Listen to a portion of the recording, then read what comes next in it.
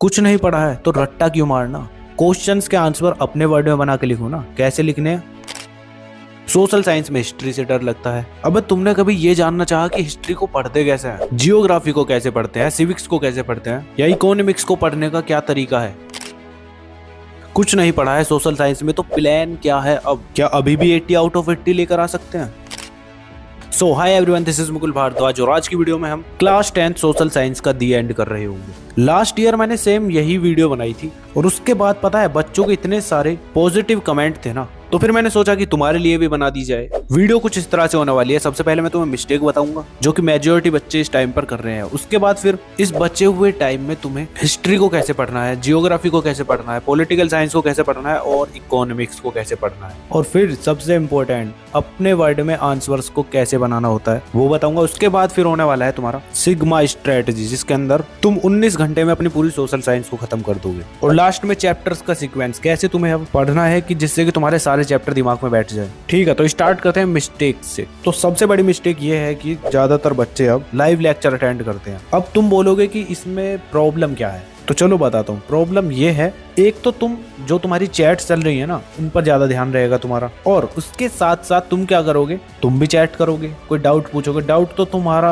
कभी सामने वाले टीचर तक पहुंचेगा ही नहीं क्योंकि बच्चे ही इतने सारे हैं। और दूसरी प्रॉब्लम यह है कि जैसे तुम्हारी वो लाइव मैराथन है जो भी है 4 घंटे की है ना, तो तुम उसे 4 घंटे में ही देखोगे। बट वही अगर तुम उसे रिकॉर्डेड फॉर्म में देखोगे ना, अगर तुम 2x पर देखते हो या फिर 1.5x पर, तो उसको तुम 2.5 से 2 घंटे में खत्म कर दोगे। अब बाकी का जो तुम्हारा टाइम बच गया है उसमें और चीजें कर लो। तो लाइव लेक्चर नहीं देखने हैं, जब वो तुम्हारा रिकॉर्डेड फॉर्म में आ जाए ना तब देखो उसको। जैसे आज रात को लाइव चल रही है तो अगले मॉर्निंग में देखना है तुम्हें बस। ठीक है, अब तुम्हें बताता हूँ कि सोशल साइंस को पढ़ना कैसे है। तो सबसे पहले आता है यार तुम्हारा हिस्ट्री। तो हिस्ट्री के लिए यार तुम इन 3 स्टेप्स को फॉलो करोगे बस, जिसमें सबसे पहले तुम यूट्यूब पर रिवीजन वीडियोस देखोगे। वन शॉट वीडियो नहीं, रिवीजन वीडियो। दोनों में बहुत फर्क है। रिवीजन वीडियो तुम्हारी 1 घंटे से कम की होनी चाहिए, एटलीस्ट 30 से 40 मिनट की हो बस। जैसे तुम नेशनलिज्म इन इंडिया वाला चैप्टर पढ़ रहे हो तो उसको तुम एक स्टोरी की तरह सुनोगे बस। नोट्स की टेंशन मत लो, मैं तुम्हें टेलीग्राम पर दे दूंगा। अच्छे से बस सुनो कि क्या क्या चीजें उसके अंदर हो रही हैं। पूरा चैप्टर जब स्टोरी की तरह सुन लेते हो तो फिर तुम्हें आना है डेट और इवेंट्स पर। उनको तुम्हें अच्छे से रिवाइज करना है।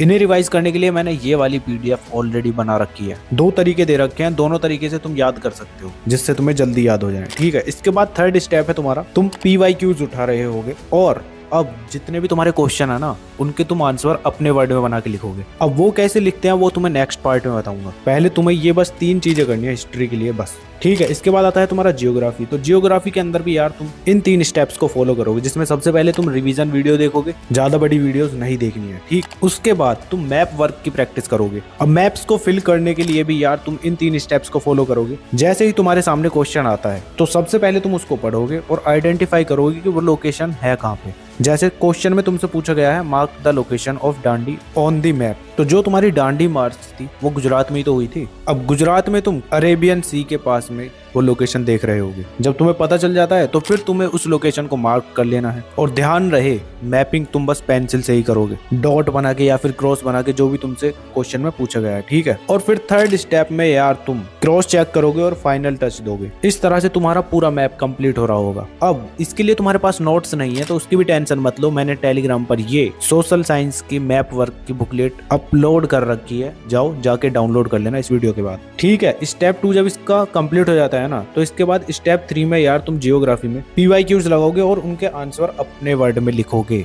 ठीक है, तो इन 3 स्टेप्स में तुम अपनी पूरी जियोग्राफी को भी खत्म कर रहे होगे। इसके बाद आता है तुम्हारा इकोनॉमिक्स और पॉलिटिकल साइंस। तो इसके लिए तुम्हें यार बस 2 स्टेप फॉलो करने हैं। एक तो तुम्हें रिवीजन वीडियो देखनी है और उसके साथ साथ प्रीवियस ईयर क्वेश्चंस लगाने हैं और उनके आंसर तुम लिखोगे अपने वर्ड्स में। अब मैं तुमसे बोले जा रहा हूँ अपने वर्ड में अपने वर्ड में, तो यार ये लिखने कैसे होते हैं? समझ नहीं आता ना कैसे लिखना है? तो आओ बताता हूँ। तो देखो, जब भी तुम्हारे सामने कोई क्वेश्चन आता है ना, सबसे पहले उस क्वेश्चन को समझो, अच्छे से उस क्वेश्चन को पढ़ोगे और देखोगे कि मेन आइडिया कीवर्ड है क्या उस क्वेश्चन में। अब जैसे तुम्हारा क्वेश्चन है व्हाट इज डेमोक्रेसी, क्या है डेमोक्रेसी? तो सिंपली तुम्हें उसको समझना है। Democracy is a system where people elect their leaders. अब जैसे तुमने स्टोरी सुनी होगी ना इस चैप्टर चैप्टर की, तुम्हें एकदम क्लिक हो जाएगा कि हाँ डेमोक्रेसी क्या है। क्लिक होते ही लिख दो आंसर। अब लिखने के लिए यार तुम्हें सिंपल वर्ड्स यूज करने हैं। तुम खुद ही सोचो, अगर तुम टीचर होगे तो तुम क्या ऐसी कॉपी चेक करोगे जिसमें डिफिकल्ट वर्ड लिखे हो? तुम्हें कॉपी चेक करने में उसको मजा आएगा जिसमें तुम्हें वर्ड्स अच्छे से समझ में आए, सिंपल हो एकदम। अब सिंपल का मतलब ये नहीं कि कुछ और फालतू की चीजें लिखा है, फालतू नहीं लिखना है,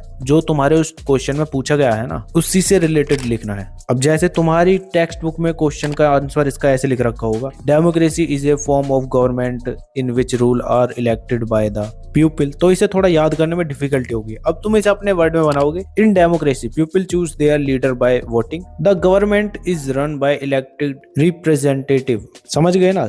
इस तरह से सिंपल करके लिखना है बस। अब क्वेश्चन तुम्हारा शॉर्ट आंसर टाइप है तो उसमें एक एग्जांपल भी ऐड कर दो। इससे क्या है कि टीचर के सामने एक अच्छा इंप्रेशन जाएगा तुम्हारी कॉपी का। अब जैसे ऊपर वाला क्वेश्चन था, सेम क्वेश्चन लिखने के बाद फिर क्या करोगे तुम, 4 एग्जांपल लिख के, India is a democracy where citizens vote to elect their government. ये एग्जांपल हो गया, बस सिंपल इतना ही करना है। ऐसे ही तुम एक और एग्जांपल को देख सकते हो, ये है तुम्हारा question what are human rights. तो इसका आंसर तुम देख सकते हो कितना इजी लैंग्वेज में है और एग्जाम्पल भी ऐड कर रखा है। तो समझ आया ना कैसे तुम्हें एक आंसर को अपने वर्ड में बनाना है। लॉन्ग आंसर्स आ रहे हैं तो उनको पॉइंट्स में लिखो। और भी क्वेश्चंस को लिखने का क्या तरीका है, अगर तुम इसके ऊपर वीडियो चाहते हो तो कमेंट कर देना, क्योंकि ये वीडियो ज्यादा लंबी हो जाएगी और मैं ज्यादा लंबी वीडियोस नहीं बनाता, उससे तुम्हारा टाइम सेव होता है। यहाँ तक पहुंच गए तो अब आता है तुम्हारा सिग्मा स्ट्रेटजी। अब इसमें क्या करना है, इसमें तुम्हें सबसे पहले पूरे सिलेबस को अच्छे से रिवाइज कर लेना है। कुछ भी नहीं पढ़ा तो 1 घंटे में तुम एक चैप्टर को निपटाओगे बस। अब बहाने मारने से कुछ नहीं होगा कि एक चैप्टर 1 घंटे में कैसे होगा। पूरा प्लान मैंने तुम्हें बताया है, उसको फॉलो करना, ठीक है। जब तुम एक चैप्टर को 1 घंटे में करोगे तो 19 घंटे में तुम्हारी पूरी सोशल साइंस खत्म हो जाएगी। जैसे ही तुम्हारी सोशल साइंस खत्म होती है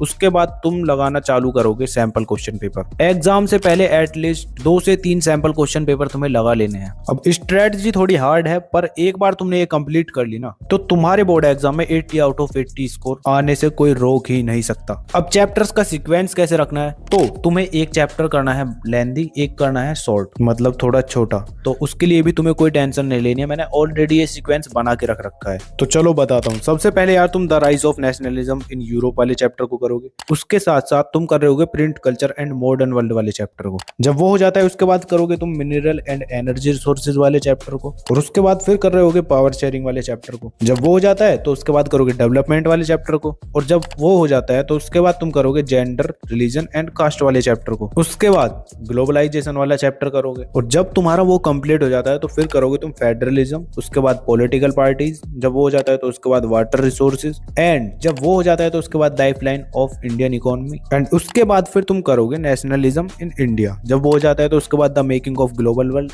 वो हो जाता है तो उसके बाद एग्रीकल्चर चैप्टर को कर रहे होगे। एग्रीकल्चर के बाद तुम करोगे आउटकम ऑफ डेमोक्रेसी वाले चैप्टर को, और जब वो हो जाता है तो फिर करोगे सेक्टर ऑफ इंडियन इकोनॉमी वाले चैप्टर को, और उसके बाद फिर तुम कर रहे होगे मनी एंड क्रेडिट वाले चैप्टर को। जब वो हो जाता है तो फिर करोगे रिसोर्सेज एंड डेवलपमेंट वाले चैप्टर को। तो कुछ इस तरह से तुम्हारी पूरी सोशल साइंस कंप्लीट हो रही होगी। अब तुम्हें मोस्ट इंपोर्टेंट टॉपिक्स और मोस्ट इंपोर्टेंट क्वेश्चंस मैं तुम्हें इसी चैनल पर दे रहा हूँ।